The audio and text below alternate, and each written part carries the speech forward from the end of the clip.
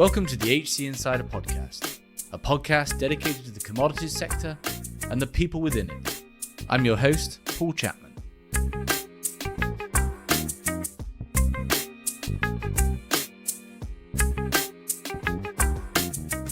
Today, we're talking to Paul Posoli, one of the senior leaders in the commodities sector. Paul's career mapped many of the fundamental changes that happened in the commodities sector over the last 25 years, working for merchants, banks, and then nearly for a trading house. But there's a more profound story that we're going to tell in this podcast, one of talent, one of community, and one of individuals that culminates in Paul running a non-profit high school and subsequently launching CareerSpring, an organization I hope that will profoundly change the lives of thousands of individuals and their companies for the better. Over the course of the conversation, we mapped through Paul's career in the commodities world, some of the stories that came out of Enron and then Calpine, Bear Stearns, and many of these stories are archetypal of the challenges and opportunities that many people in the commodities sector have faced on this volatile journey. I do hope you'll listen to the last 15 minutes when we go into Paul's career change, working for Cristo Rey as president of the high school, and then launching CareerSpring, a platform whose goal is to get low-income and first-generation kids connected to organizations and companies to subsequently have thriving careers. And I think after listening to this, you like me will agree that Paul is a remarkable individual. So rather than ask at this time for a review like we normally do, I'd like to urge you to go to CareerSpring's website, explore it, sign up to be a counselor, and get your company and organization, if you are in North America, to be partners and access the talent and provide the opportunities to those individuals that Paul and team are working closely with. I hope you enjoy the episode. Right, well, Paul, welcome to the show. Thank you. Thanks for having me. So this is a little bit of a departure from our typical episodes in that we're not focusing on a particular topic, or in this case, the topic is an individual, is you. And there's sort of a twin track to this discussion. One is a career in commodities, which I don't know if you would appreciate the analogy, but kind of like Winston Churchill, you sort of popped up at all the important moments and events that have defined the industry over the last 20 years. But also the other track being very close to my heart, about people, about leadership, and about talent and development. And we will intertwine both of those. Can we just start, I guess, with perhaps a step back? And you were in the commodities sector from really its inception, as at least energy trading's inception, all the way through to only a few years ago. Can you just, I guess, before we dig into the detail and the stories that come out of this, can you just give us kind of, I guess, the long view, your perception of how that world has changed in that period? Sure. Yeah. I woke up this morning and I was reflecting on my career, knowing that we were going to have this call. And I'm definitely grateful, but it's hard to believe everything that happened over those 20 years. It was a wild ride. And I spent most of that time in power, natural gas, coal and emissions, less time in crude and products.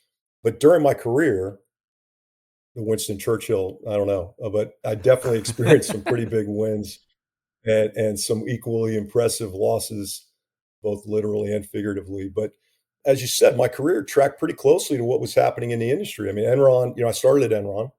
Enron really created the foundation for energy trading. And then we had the rise and fall of the energy merchants.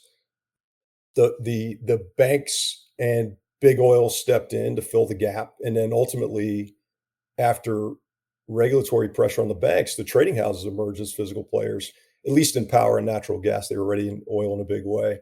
So I guess you could say I sort of participated in all those transitions and was to a certain extent running ahead of the tidal wave most of my career. But I absolutely love the business and made incredible friends. It's hard to replicate, the highs and the lows, the camaraderie, the intensity of a trade floor environment. So, that will always be a special time in my life for sure.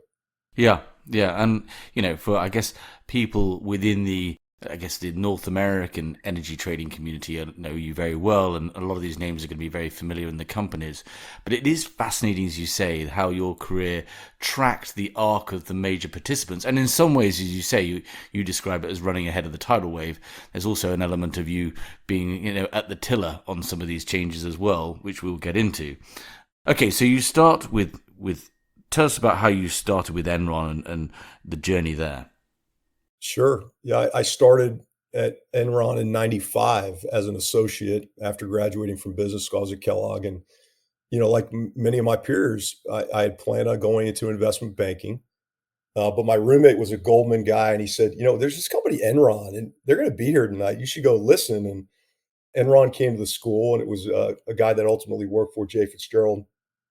And he was talking about deregulation of the natural gas markets and the opening of the power markets, and basically saying it would be like the bond markets in the '80s, and that was exciting. And I'd worked at Coopers and Lybrand before that as a CPA, and they paid for my MBA, but I knew I didn't want to be an accountant, and I definitely wasn't wired for consulting. I interviewed with one consulting firm, McKinsey, and the woman said something like, I may just ask you to spent a few weeks in a room just thinking about an issue, and that literally sounded like solitary confinement to me. So I knew I didn't want to be a consultant, and investment banking was sort of a means to an end for me. So the opportunity with Enron to develop markets, be at the ground floor, something big, resonated with me, and I think it did for the other 50 or so associates that joined that year. From the top business schools in the U.S. And some pretty famous names in that associate group, which you and I have talked historically about this. It's fascinating in some ways that, we're going to come on to a story about, that everyone knows the other story of Enron, but the real story that you and I know is one of an incredible talent development machine and individuals that have gone on to be leaders within this sector and actually be at the very forefront of things like energy transition today, Sonova, etc. We've mentioned some of these names. But it's fascinating that Enron was there recruiting from the top business schools and will continue to do so for the next 6 years or so. Today, when you look at the talent landscape, that's not, people aren't naturally thinking they want to go into energy trading or the oil and gas world, right? Which is a challenge the industry faces. But an incredible cohort that you joined, and can you just talk to that sort of, how was it that Enron seemed to have cracked this talent nut so well?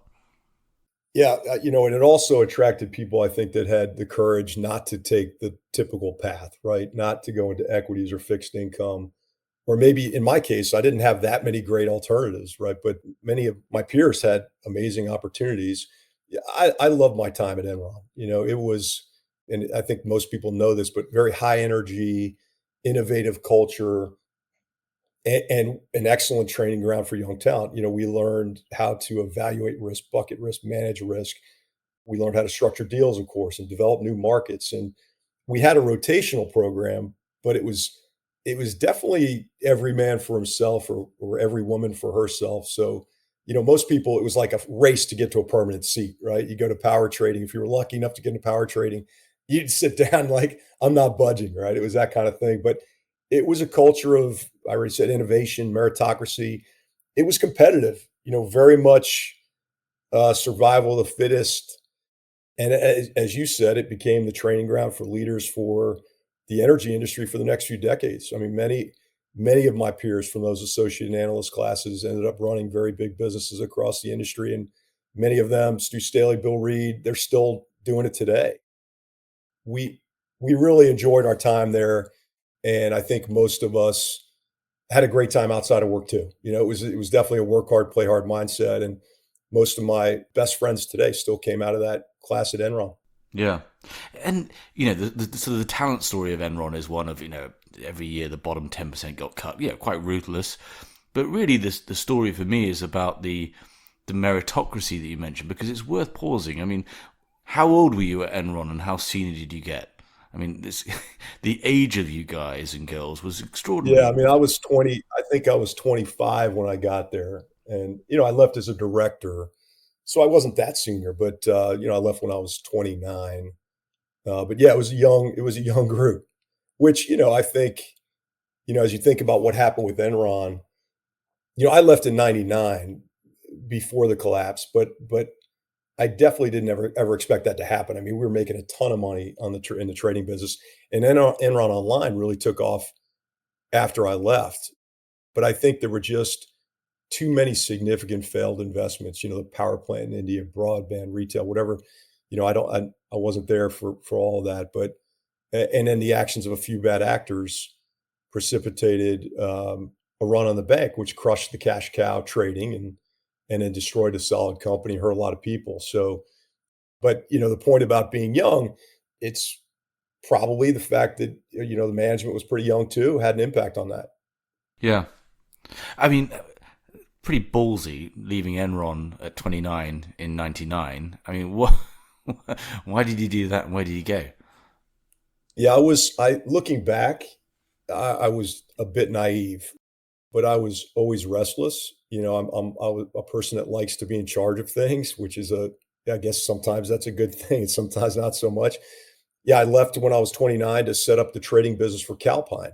And that was a tough decision, primarily because I greatly respected the people I worked for at Enron, and they were telling me I was out of my mind, right? I was only a director, but I appeared like I had a pretty good runway ahead of me. Yeah, and people forget that Enron was, consistently named the most innovative company in the world, and everything in Houston was Enron. Even the baseball stadium was Enron Field. But what was happening in the industry was interesting. In the late '90s, it was a time when all the merchants were really starting to ramp up. You had Aquila and Williams and El Paso and Dynegy and Mirror and Reliant, and even AEP set up a very big trading business, very successful trading business in Columbus. And most of them had a merchant generation business they were developing. It just made sense at the time to build combined cycle natural gas fired generation. Calpine was the most aggressive developer of power generation. I think at that time they were planning to build about 20 or 25,000 megawatts, mostly merchant. And for me, I was intrigued by the opportunity to set up a new shop and trade around those spread options and build a customer business. So I took the leap. But yeah, I think I got lucky in some ways, and then I stepped into another challenging situation at Calpine. Yeah. It's a fascinating move as well, right? Because you've come from an organization whose DNA, right from skilling Ken laid out was trading into an organization, and this was mirrored again. This is some of the fascinating element to me is this is mirrored by lots of people who were making this transition a couple of years later, right? Especially when Enron went down, you had all the European merchants, hoovering up talent and building merchant platforms. You'd done it 2-3 years earlier.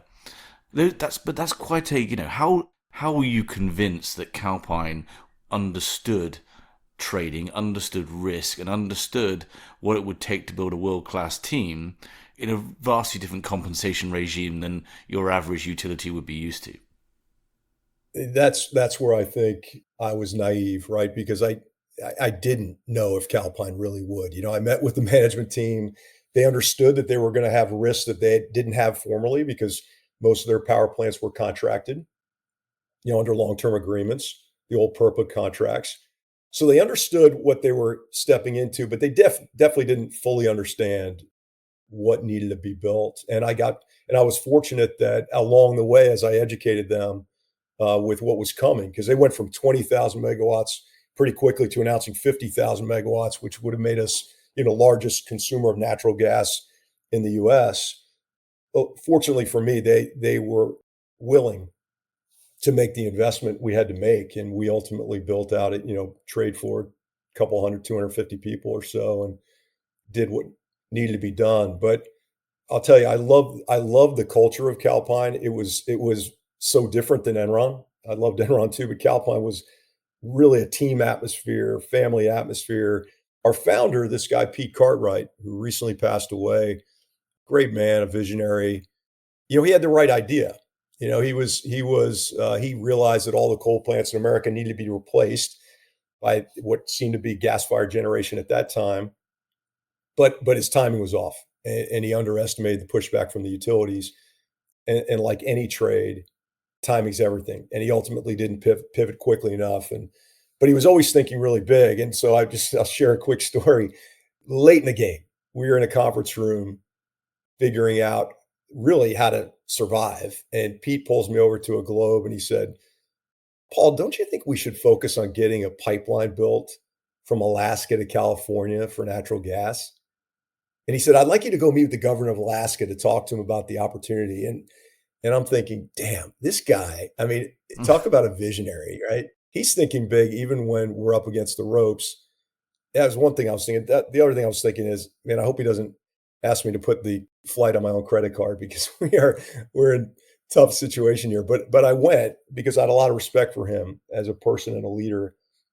But he was all in on the merchant generation trade, and it ultimately got him and the rest of the management team in California replaced, which was tough to witness. Mm. But for me, that time at Calpine was an important step in my career. I became president of Calpine Energy Services. We built a significant trading business in every market in the US. And as they built their generation from 20 to 50,000 megawatts, you may remember this, but the capital markets were rewarding Calpine for every plant we announced. I mean, literally, we'd announce a plant, stocks up $3. And because I was the markets person, I was pulled into all the earnings calls, all the investor days. And that was a lot of fun while the stock went from 40 to, I guess the high was probably about 450 split adjusted. Less fun while the stock spiraled back to zero over the next few years. But it was a tough time, but I grew up quickly and learned a lot on that journey. But context for what was happening in the industry after Enron blew up, most of the energy merchants got hammered. I remember at one point I was at a UBS conference and there was, 8 or 9 of us that led the different businesses up on stage and 500 people in the room. And we were getting slaughtered. But what was happening is there was just a heightened sensitivity to credit risk after Enron went down. So liquidity dried up.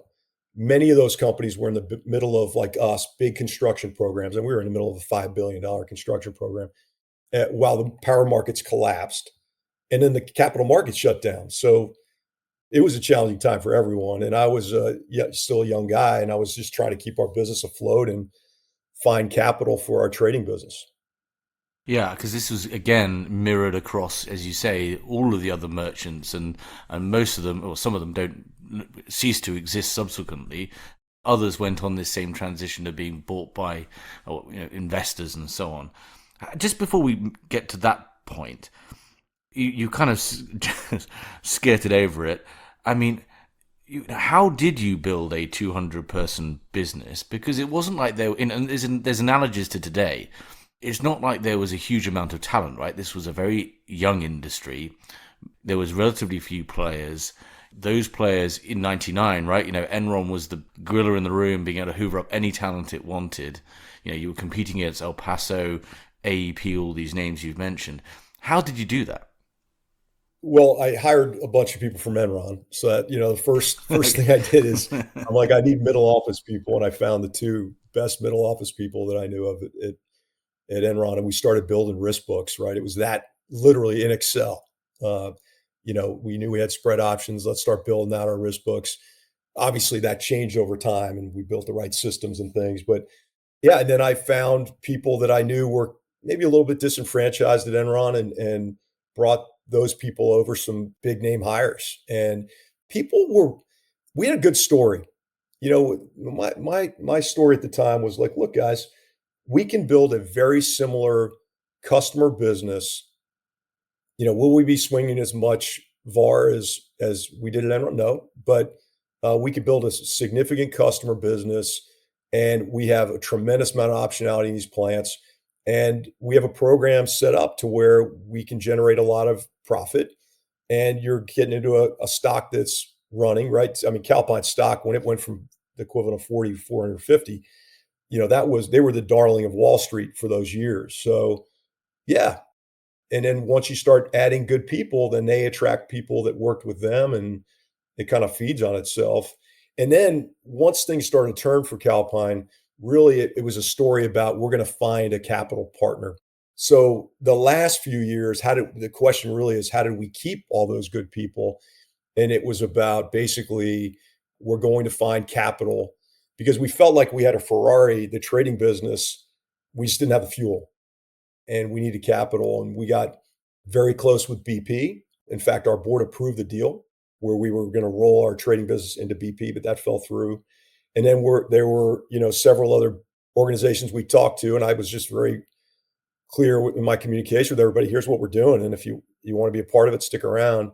And then finally, in 2004, we had a meeting with Bear Stearns, and we spent a year forming our JV called CalBear and announced it in 2005, a few months before the Calpine bankruptcy. But I think that carrot kept people on the train. And we had it was a family atmosphere too. I mean, I never thought I'd leave. I mean, I was about as all in as anybody can be. And I think people really, I still talk to people that were part of that team. And I think there's still about 50 to 75 people at Calpine that were there at that time. And we have fond memories of those years. Yeah, I mean, in a way, you didn't really leave, right? But can you just, I guess, for our global listeners, so 2004, you're searching for a capital partner, as you describe it. Similarly, you had, EKT eventually hooked up with Merrill's, another name that no longer really exists. But what was it? What exactly were you looking for? And how would BP or subsequently Bear Stearns fill that void? Yeah, I mean, interestingly, so the merchants are all shrinking dramatically. Banks are starting to become more meaningful players. Morgan Stanley and Goldman Sachs were always major players. But then you had new players like Deutsche Bank and Citi and Barclays and Fortis. And Bear Stearns didn't have a big investment banking. I mean, they had like two guys in their energy investment banking group. And they weren't a commercial bank, so they weren't a lender. So you start saying, well, how do we utilize their balance sheet to build a big business? And my view was that, if you look at the industry, incredibly fragmented, you literally had tens of thousands of players across the energy value chain, and all of them have physical risks they're trying to manage, right?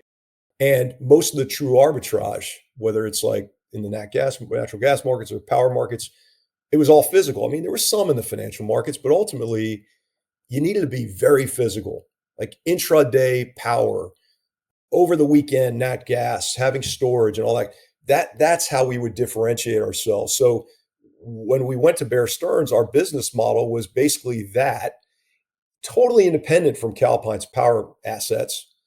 Give us your balance sheet. We'll build a big business on the back of this trading business. And by the way, we have national presence already because of the assets. But independent from that, we're going to build a big customer business. We'll get bid-ask spread. We're going to get arbitrage in the markets. We'll do structured transactions, and we'll split those profits. And we can't do that without a single A balance sheet. And so basically that was the deal with Bear Stearns. Now, ultimately, after the bankruptcy, the JV broke up. And I joined, and I sat out for a while, and then I joined Bear Stearns to be president of Bear Energy. So, I guess ironically enough, I left the energy industry to find safety on Wall Street, and I joined Bear Stearns, which had been around for 80 plus years. And what are the odds that the tidal wave will get me at Bear Stearns? But I didn't know that. I too. thought Cal Bear, in the wake of the bankruptcy, just became Bear Energy. And it was same people, same team. So there was a gap there. So you basically had to go and rehire them all. Yeah, it was an awkward period, primarily because if it was up to me, I would have hired everybody at Calpine. And it was just hard because we started, I, of course, started hiring people. And then we got that mean letter. And I don't blame Calpine at all. I would have done the same thing. And so we had some people came over, some people couldn't. And then we had to build, a new team. And fortunately, at that point, now all the people that I worked with at Enron saw what we had built at Calpine and were like, oh, okay, now you have a balance sheet. Yeah, we definitely want to be a part of that. So then we were able to build a much, much bigger platform with people, and we had a different level of risk capital. Yeah, so we started over, and we had a great run at Bear Energy. Yeah, I'd say about a month after I joined Bear, LS Power bought Duke's merchant power assets. And a friend of mine from Calpine, John King, was over there, and I called him and said, look, John, we'll manage your assets for practically nothing. because I knew that if we could get an immediate national presence, that would enable us to build a much bigger business, right? People aren't going to know what Bear Energy is. We've got to put ourselves on the map. So we got that deal done, and then we hired a big natural gas team from Sequent, led by Pat Strange, and then we purchased maybe a year and a half later, we purchased Williams Power Company, and that was the big Williams trading business. That at one point had 1,000 people in Tulsa, but they had 6,000 megawatts of power assets under long-term tolls, billions of dollars in lease payments, and all requirements load deals with the co-ops in Georgia. And we took that, and at Bear, we basically bought that business, and that lined up really well with our vision to be the most physical player. And we integrated members of their Tulsa team into Houston. And so we built, and within a couple of years, a very big business. And then, of course, we started hearing rumblings about Bear Stearns' exposure to mortgages, and Bear Yeah. stock starts to decline, I right? think And you'd here, just given me and our first retainer to work for Bear Energy about two oh, seconds before that that's not, hey, happened. I want to apologize for that, Paul. I'm sorry. But anyway, so just before we get there, though, there's a couple of comments. One is, so at the same time, we've already mentioned it, other banks are doing exactly the same, and you're pointing to what they were bringing was a balance sheet. And there's also a human story here as well, because it had also been, if you're been a mid-level trader or risk analyst or whatever it might have been, I mean, you've had a bruising run of it, right? You've probably seen your wealth disappear in one of Enron or El Paso or Duke or whatever it might have been. You've then hopefully found a home at another merchant, which very quickly has been bought by a bank. And, again, you might have had some wealth destruction in that process. And it is, it's worth saying that the banks were seen as kind of this Nirvana-like home of, obviously oodles of credit. There was this sort of all of the big customer base that you could provide hedging services to. Not as relevant in the Bear Stearns story, certainly relevant in the sort of the pitch for JP Morgan subsequently. But it was very much sort of it was really exciting time, and I think what would subsequently transpire was quite tragic in a way. But there were some, I guess I'm leading up very slowly to this question of, there are also some big differences in working for an investment bank versus a merchant that had some profound impacts on the community. Not least, compensation regimes were ultimately quite even higher, right? I mean, can you just talk to what the differences of working for a bank was compared to the previous two incarnations for a merchant? Yeah, and I guess I should say that Bear Stearns was entirely different than JP Morgan. And so we had to reboot or reset on, and I guess we'll get to JP Morgan, but we had to reset each time. But, first thing is, Bear Stearns has been around for 80 years, and Ace Greenberg and Jimmy Kane and all those people that built that company had a certain way of looking at the world. And I stepped in as a senior managing director, but I didn't fully understand the Bear Stearns view of the world, and again, ironically enough, one of the things that Bear Stearns was about, I love that they had a culture of long-term employment. I mean, there were literally, I ran into a guy that was 90 in the elevator that was going up to sit at his desk to make calls to his clients. It was a very different kind of investment bank. But ironically enough, I was starting to say that one of the things they talked about all the time is that we live in a world of possibilities, not probabilities. And when we brought the Williams deal to them, they literally, all they cared about was how much could we lose? Okay, expected return, all right, yeah, got it. But how much can we lose? So ultimately, the way that, Bear Stearns went down, that was oddly tragic because Ace Greenberg and Jimmy Kane really came from an environment where they just wanted to make sure they always understood what their total capital at risk was, and so that was a tough way for them to end. But yeah, to answer your question more directly, I'd say we just had to reset, learn the culture, learn what they were all about, and then build a business accordingly. And they loved our business model because it definitely fit in, the customer business, the bid-ask spread, structured deals, lower VAR. We weren't going to be swinging a big stick in the speculative markets, they really like that. The HC Insider podcast is brought to you by HC Group, a retained search, intelligence and advisory firm focused solely on the global energy and commodity sector. With 6 locations across Asia, Europe and the Americas and over 50 consultants. To find out more, go to our website, hcgroup.global. There, you can also sign up for our HC Insider content for more interviews and white papers on relevant trends and talent impacts in the commodities world. Okay, so you start hearing, what's this? This is 2007, I guess, in early 2007, these rumblings about these hedge funds focused in real estate. I guess, start there. Yeah. Well, I guess there's, after going through what we all went through, when you start hearing things like that, you're probably a little bit more aware Yeah. of the risk. Honestly, it was surreal. I mean, I'll just take you quickly to the last week because you just can't make this stuff up. But Bear stock was about $50, I'd say. And I don't remember exactly, but we're early March 2008. I was in New York for a round table of leaders. I can't remember what they called us, but we weren't the top guys, but called the next level down. And the newly appointed CEO, Alan Schwartz, came in the room and said, everything's fine. We have plenty of liquidity. And of course, based on my experience, when a CEO mentions liquidity, it's never a good sign. And I remember the guy that ran our hedge fund business really looked like a ghost because funds were pulling their cash. But I left that meeting thinking we were probably in trouble, but it seemed like we'd have a few months at least.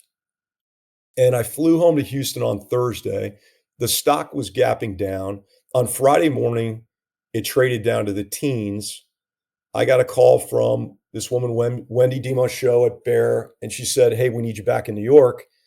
And it was spring break week. And I told her, I can't come. I'm taking my kids skiing tomorrow. They're like 8, 6, and 4. My wife doesn't ski. And she said, "Paul, we're either going to sell our company, your business, to JP Morgan over the weekend, or it's over on Sunday night." So I called Joy and basically said, "Hey, honey, change of plans." And I flew to New York Saturday morning. Joy took the kids skiing, presented our business to JP Morgan all day on Saturday, and then flew to Colorado that night. But I was definitely discouraged. I mean, our business was worth, I think, conservatively $1 billion or so at that time. So I expected them to take the business, fire the team, and then it would just be another example of, bad luck. But I got to Colorado, I'd say around 3 a.m. The phone rang at 6 a.m. It was my future boss, Blythe Masters, and she said, "Hey, I understand you're frustrated, but we love your business and we're flying a team to Houston today, and we'll be on your trade floor tomorrow. I think you should be there." And of course I should. And so Joy woke up and she said, "Hey, you made it." And I said, "Well, not really." And I literally put the kids on skis and got a car back to the airport. And over the next 2 days, we cut a deal with JP Morgan to hire all 300 people. And I became the co-head of global energy for JP Morgan Commodities.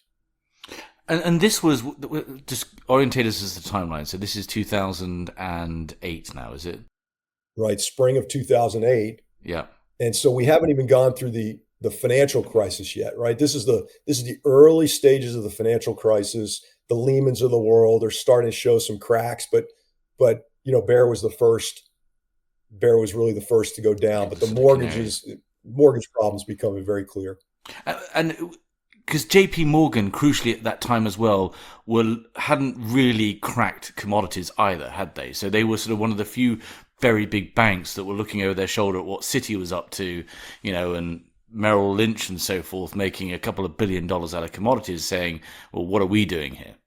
Exactly. They were in the space for several years. In fact, some really good people were there, but they hadn't really dove in a big way. Definitely not on the physical side. And so it was a great marriage of what they had built, the financial trading and market making. If you needed, the fixed price NYMEX options, they had a big customer business around that, basis to a certain extent, and then more kind of punting in the power markets. At the same time, we also built over those years a machine to purchase and absorb trade books. It was a time of consolidation, and we bought several trading businesses. We bought UBS's Canadian business, which was a group of Enron people that we had worked with. Yeah. We acquired Sempra's global business, which was a massive business across all commodities globally, and that really enhanced our crude and products business and base metals business. And so we enjoyed, many years of success together. It was a really good period of time. And JP Morgan's an incredible company. I mean, one of the greatest companies on the planet. And Jamie Dimon's obviously an extraordinary leader. So those were good years. And a safe harbor, right, as well. I mean, the backdrop to this is absolute, carnage in late 2008, 2009, when, the commodity trading businesses were knocking it out the park, and, people were wondering whether they were even going to get a bonus, whether their bank was still going to be around. Again, a whole slew of wealth destruction as people had accepted sign-ons and guarantees in stocks that, suddenly didn't exist. The Lehmans had a big team bought by Barclays. Obviously, Merrill's went to Bank of America. Again, it's, your career, whilst, you through your own talents and leadership have been at the forefront of this, and a little bit of luck as well being at Bear Stearns, not at Lehman, right? This has been a tumultuous time where these traders have seen incredible, wealth destruction against the backdrop of the greatest opportunity because of kind of these exogenous shocks coming to the industry, this time from subprime. Exactly. I mean, and I'm a very optimistic person, and I'm always thinking about, the next day, not looking back. But when Bear Stearns collapsed, I mean, I remember driving to the airport that morning, that Saturday when I was pitching the business, and I was talking to myself. I don't think I've ever done that before. I was literally talking to myself in the car, like, you got to be kidding. I mean, I was literally saying things, crazy things. That night when I left we're in there pitching the business at JP Morgan, and Wendy came back and she said, "Hey, Paul, we need you to stay till tomorrow." And I looked at her, and there was about 20 JP Morgan people in the room. And I said, "Look, I don't know if I work for you or these people, but I've got a 5:40 flight out of Newark and I'm going." So, I was definitely at a point where I was ready to just call it and hang up the cleats. And I called a good friend of mine, Bill Reed, and I'll never forget it because I said, "Bill, there's no way I'm going to go work for this giant bank, JP Morgan." And he said, "Paul, listen, you don't know. This may be the best thing that ever happened to you guys. And, so give it a chance." And he was exactly right. And that's, I think that's reflective of, just life in general. Sometimes we have a tendency to create storms in our lives. And most of the time, we're better off in the long run. We just have to let things play out. And, I know you're not going to say it, so I'll say it. It took incredible trust from your team as well, right? Because I can imagine at the same time you're getting calls from JP Morgan and Bear Stearns leadership, you're also getting calls from all of your, this family, using your word, that you built over the last good few years, in a void of information, wondering what the hell's going on, right? And having to manage that and show leadership to those people, but also be honest about the reality that it might not all work out and so forth. I mean, I can imagine the stress level, the cortisol levels were through the roof, but, this is when kind of leaders are made, right? Well, I'd like to think that I handled those days pretty well. That's very true about leadership. I think it's easy to lead when things are going well. For most of my career in the energy business, things weren't going that well. And so, we were constantly getting kicked in the face. And like you said, it's important when you're going through periods of time like that to be honest. And what was interesting about JP Morgan is that they did have a huge investment banking business. They were a big lender. They were excited about our business. And, I went and I met with the CEOs of the investment bank, Steve Black and Bill Winters at that time.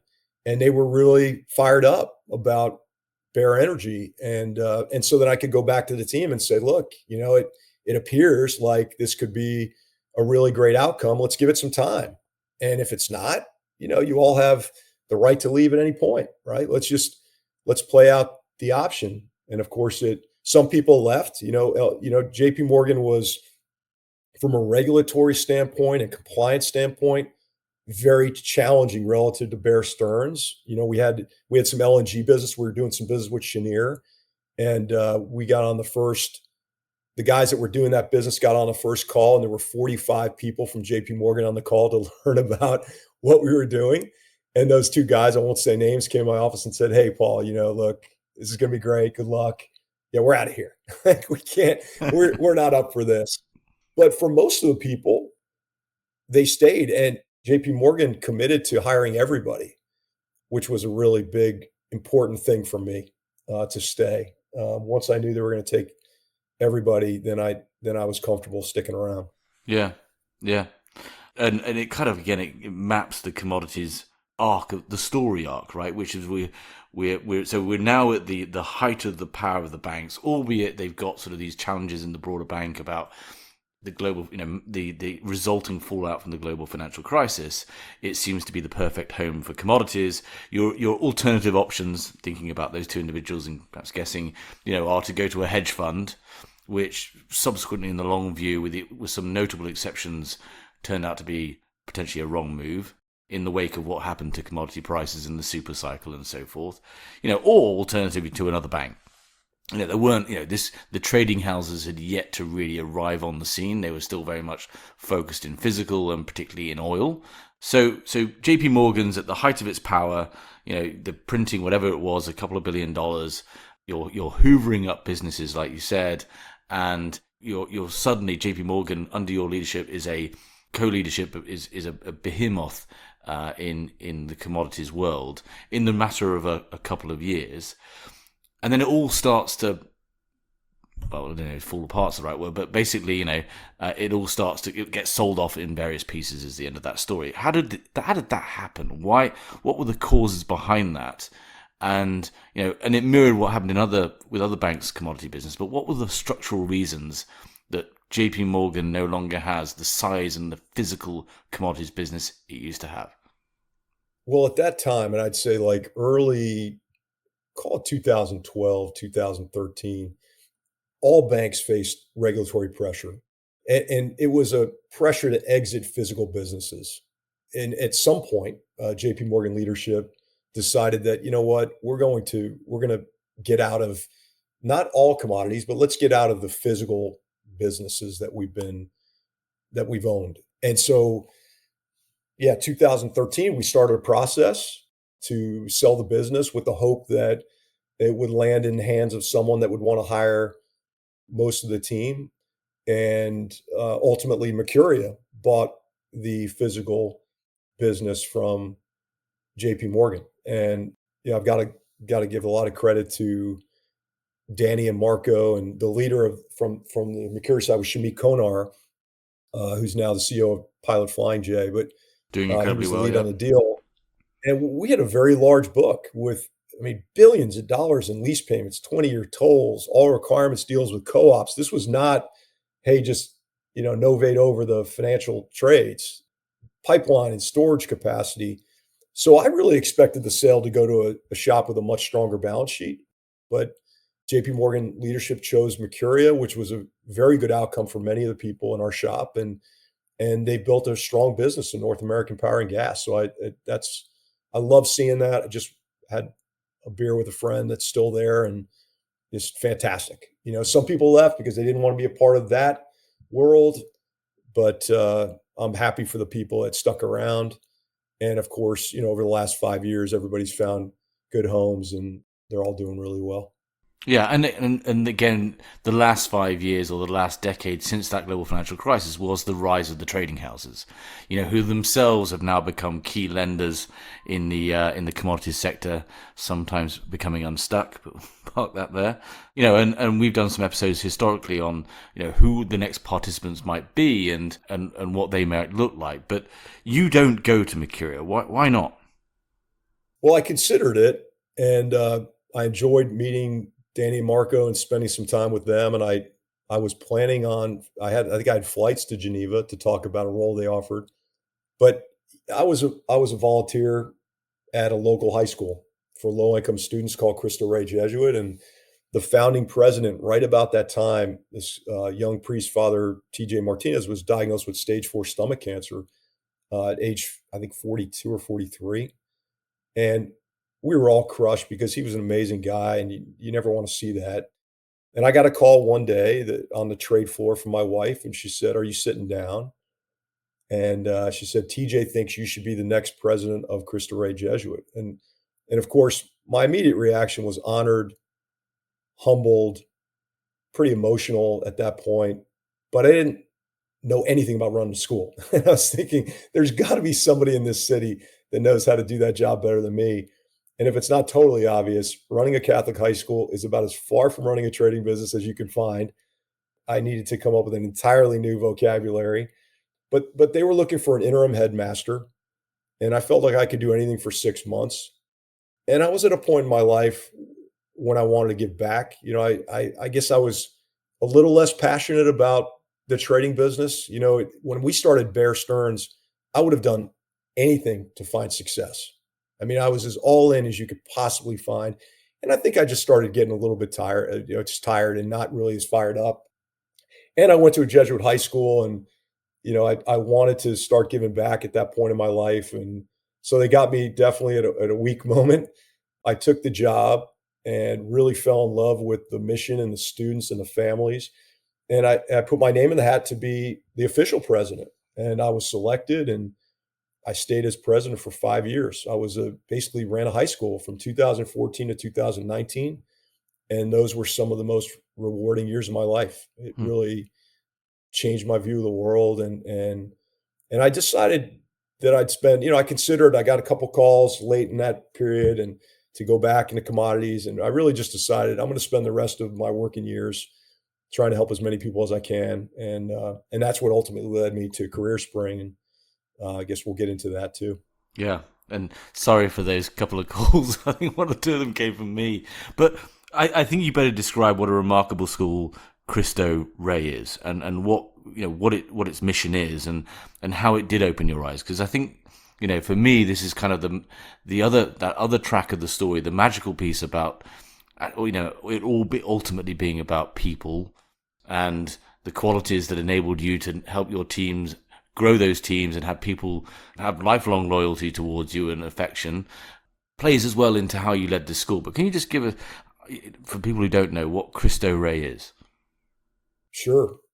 Cristo Rey Jesuit is a private high school that provides a Jesuit education, so Catholic school, to students that otherwise couldn't afford that type of education. So every student's on scholarship. And one of the most interesting things about the model is that every student, from the freshmen through the seniors, work at one of 150 plus companies across, in this case, Houston. And the money they earn covers about 50% of the cost of their education. And then the remainder, every student pays something, usually about $25 a month. And then the remainder of the cost is covered through scholarships for donations.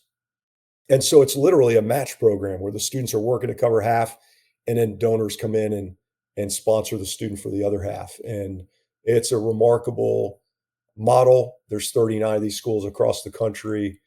And it was just for me personally to get to know those students and families. And like I said, it really changed my view of the world and got me down this path that I'm on now. Yeah. And, we had some interactions at that time as well. And I think it also, I imagine as well, you'd come from Kellogg, you'd had an incredibly successful career and all the financial rewards that came with that. I imagine this also opened your eyes, as it did mine, frankly, as well, in just the limited, tiny interactions that we had with Cristo Rey. We're talking, when you say underprivileged, we're talking about communities that face profound challenges of not only lack of access to resources, but lack of access to some of the things that I think might shock certainly our European listeners about how underprivileged these communities can be and how marginalized. Can you just help us understand that a bit more? Because that's, I think, crucial to what subsequently transpired with you launching Career Spring.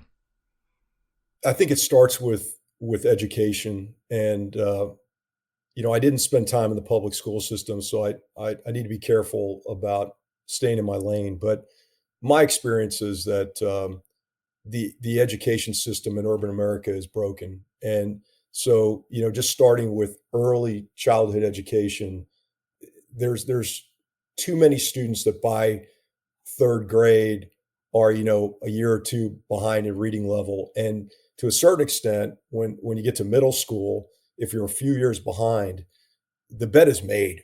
I mean, there's always outliers where kids can break out, but it gets to be very challenging to get out of the situation they're in. And so I think a big part of it's education. I know there's other factors, obviously food deserts and lots of other things that I saw while I was at Cristo Rey Jesuit, but the education is the big challenge. So the beautiful thing about Cristo Rey Jesuit is that we were getting students that were maybe a year and a half to 2 years behind in most cases, and we could get them to be college ready. 100% of the students were accepted into college. So, but if a student was at a fourth or fifth grade reading level, we couldn't do anything for them, right? We could go about 2 years back, but anything beyond that, it was just too much. And so in Houston, for example, 80% of the students are considered low income. And you just think about what that means for the next generation of talent. And it's frightening. Yeah. Yeah. It's as you said, like, that education, access to books, all of those things that, and again, I think it's just one of those things that perhaps can feel quite alien unless you've lived it and seen it. If you come from Switzerland or wherever it might be, where there's just a much higher expectation of public education and expectation of children not falling behind. So that you're there for 5 years, and we will put links to Cristo Rey in the show notes as well, because I know you're still affiliated, and an incredible cause. And if you live in Houston and work in Houston, you'll see Cristo Rey kids going up in the elevator and down to various offices doing their work experience. That then translates directly into what's become a very purpose and mission-led life around young people and education. You launch Career Spring, which is really why we're doing this podcast. This is something very close to my company, very close to me, but and just marvel at what you're achieving here. And I think it's incredibly important, and is again part of this thread of a talent story, which really feels central to this discussion and to what you've achieved. So what is it you thought was lacking that Career Spring could solve for? I'd say in my second or third year at Cristo Rey Jesuit, I started to get concerned about the employment side of the picture for the low-income population. And, as I mentioned, 80% of the students in Houston are considered low income. And as I look out the next 10 to 15 years, I think AI will replace many of the jobs their parents have historically held. And while the country may be able to support those people with some form of universal basic income, we'll see where that all goes. I believe strongly that everyone deserves the dignity of work. And so, I started to really dig into that. I also found many of our students were doing everything right. They'd go to college, they'd work their tails off. Many of them were making it to and through, whether it's 2-year or 4-year degree, but they lacked the network, information, and social capital to find meaningful employment. They just didn't know anyone. And to use a football analogy, they literally go, 99 yards over 21 years. They get to the one, we're all cheering for them. And I'd call every student that graduated from college to congratulate them. But they need that last block, because if they don't know anyone and they move home and they start applying to jobs on Indeed and they don't hear anything, well, then after 6 months, they need to go take a job that has nothing to do with what they studied, right? So to me, that was a great shame. And I knew, as you know, employers are struggling to find talent, right? And demographics are shifting rapidly, and baby boomers are retiring. And, Career Spring's about, and we'll talk about what we do, but we're about socioeconomic backgrounds, not necessarily diversity. The two happen to be very highly correlated in urban America, but most people don't know this, but in Houston, only 20% of the population under the age of 21 is white. In 1980, I think it was 80% of the population was Anglo. So, I think employers realize that diversity and inclusion initiatives are a good thing, arguably the right thing to do. I'm doing it because my heart tells me it's the right thing to do. But if you step back, it's really a necessity. I mean, employers will need to find different ways to attract, train and retain the next generation of talent. It's that simple. Those companies that do will have an advantage over those companies that don't. And it's And and so, you go full circle back to Enron, and you and I talk about this quite a bit, but what made Enron amazing, albeit that you were taking from this highly rarefied cadre of rich, privileged white people, frankly, for the most part, right? What made Enron tick, and what really, what inspired you said was a meritocracy, right? And talk about meritocracy in this context. If you've managed to graduate college with all of those headwinds, I mean, these are also very special kids as well, right? I mean, these are kids who know how to deal with adversity, kids who know how to deal with challenge, and commensurately also very, very hungry to succeed, and fulfill their potential. yeah, I listen. First of all, I'm a capitalist, and I believe in meritocracy, and before I got to Christopher Ray Jesuit, I would have said, pull your bootstraps up kind of mindset. But the reality is, for most of this population, that's not really a fair thing to say. For example, the R squared on ACT scores to income levels is 0.95. Literally, it's like a straight line. If you are wealthy, you get 35s. If you are really low income, you get a 12. And it's like statistically basically shows that Yeah. it's not that easy. Pull your bootstraps. It's America. Work your tail off. Yeah, I mean, everyone has an opportunity in America, which is fantastic, but it's not equal. And so any listeners that want to have a debate with me about that over a beer, I'm happy to down the road. But I started to become more aware of that. And at the same time, there are opportunities. Here's what's amazing about this whole thing. Employers are struggling to find talent. 30% of all college students are first generation, meaning their parents didn't go to college or didn't get a degree. So you have millions of Americans that are trying to do the right thing, and you've got all these jobs that need to be filled. And so it's really about just putting the two groups together, and that's a lot of what Career Spring's about. And I would often get calls from alumni asking, I was the only business person they knew, and they'd call me and say, Mr. Posoli, do you know anyone hiring a marketing major or a speech and language pathologist or whatever it was they were studying? And I would say, I don't, but give me a day or two. And I'd start sending texts and emails. And it almost always, one of those introductions would always lead to a job or another introduction or an internship or something that was good. So I began to think, if through a few calls and introductions, I'm able to get a kid on a path to full employment rather than underemployment, that's a great use of 20 minutes of my time. I mean, there couldn't be a better use of 20 minutes of my time. There's tremendous leverage in that. I mean, like I said, they've worked 21 years to get to this point, and I just need to spend 20 minutes to open the door for them. That last block, I mean, that to me is an absolute no-brainer. So then I started to think, well, how could I do that at scale for tens of thousands of students in the U.S.? How do we do what I've been doing for 25 kids a year for every first-gen student in America? And that's what led me down this path to create Career Spring. And we're basically an online networking and job placement platform for first-generation and or low-income students. Yeah.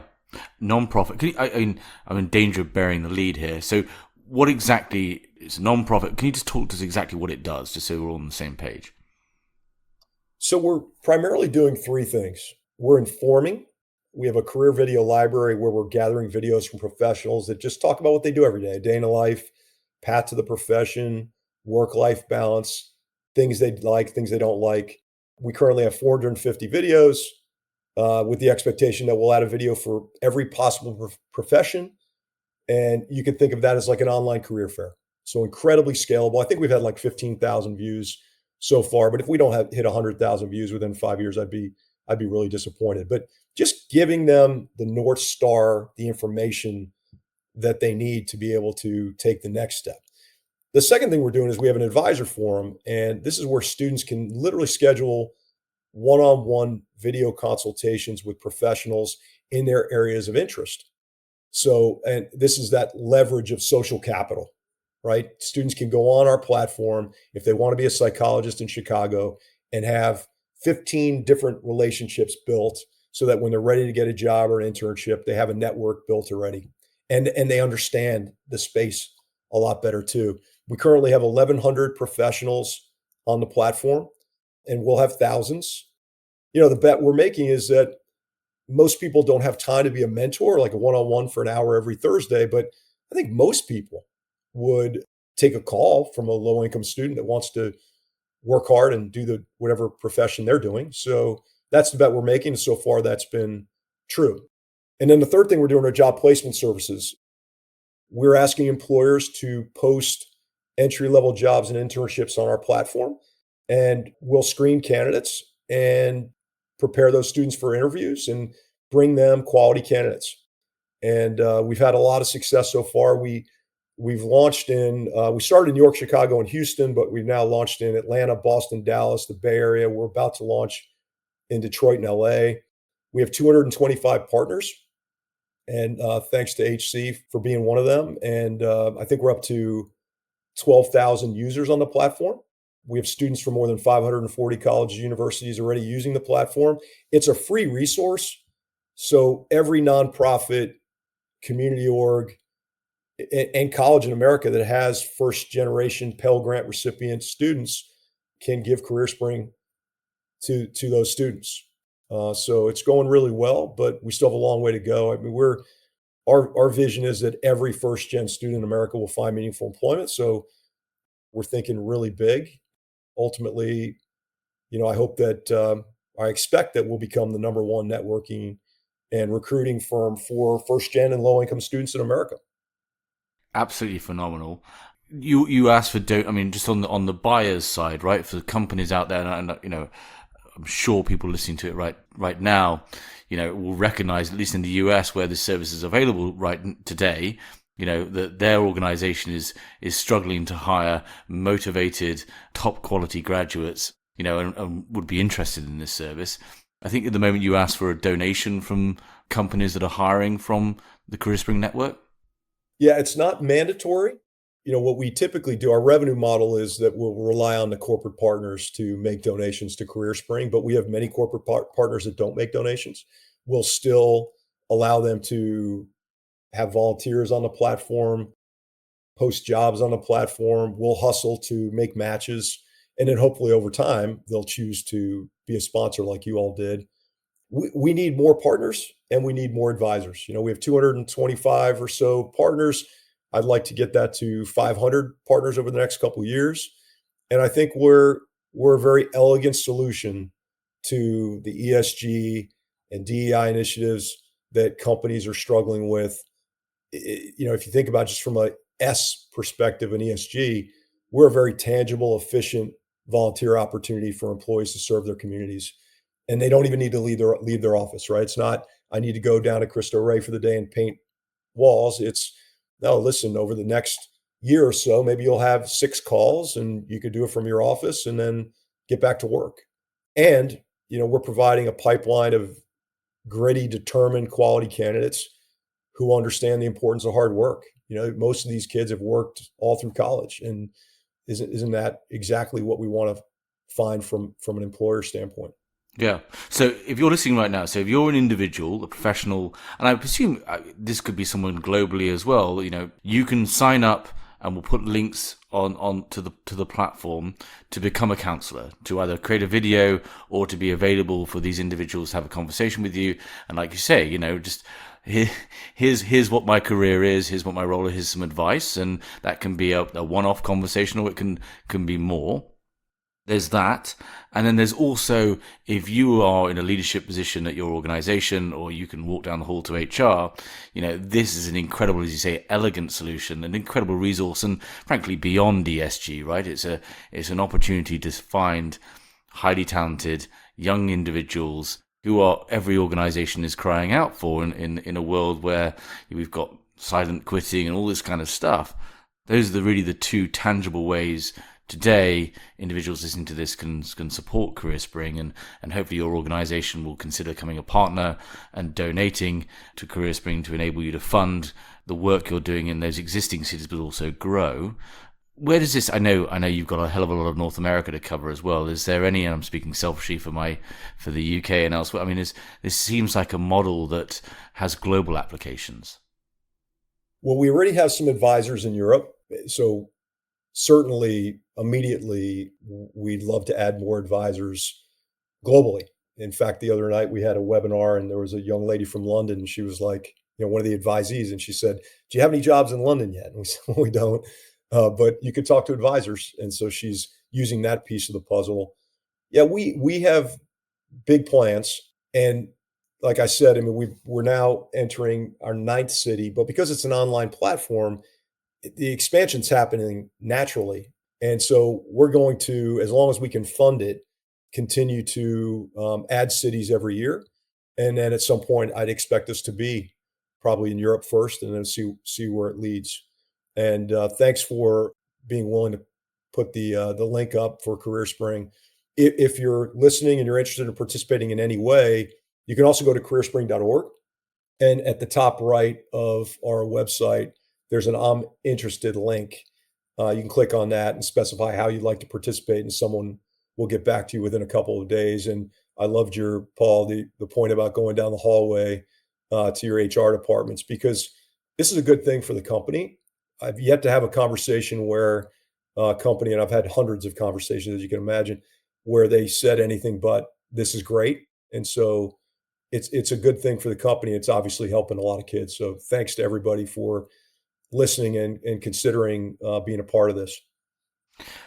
Well, I think it's remarkable. I think you are an inspirational individual, and I think that Career Spring, as you say, we're a partner. I think it's absolutely phenomenal platform, and I think people listening to your story will realize why some of your people and your team have followed you, and you're still reconnecting with all your colleagues and roundly loved by them, even though you aren't in the commodities industry anymore, and are much missed. But thanks very much for your time, Paul. It's been I've really enjoyed it. It's been a fascinating story, and I think everyone listening will wish you the greatest of success and hopefully can become a part of it. Thanks again, Paul. This was a lot of fun. Appreciate it. Thank you for listening. If you enjoyed this episode and want to support the show, please give us a positive review on Apple Podcasts or Spotify. To find out more about HC Insider and HC Group, a search and advisory firm dedicated to the commodity markets, visit our website at www.hcgroup.global. There you can find out more about our services and our offices around the world. There you can also find more content, from interviews to insight pieces to more podcasts focused on the commodity value chains. Thanks again for listening.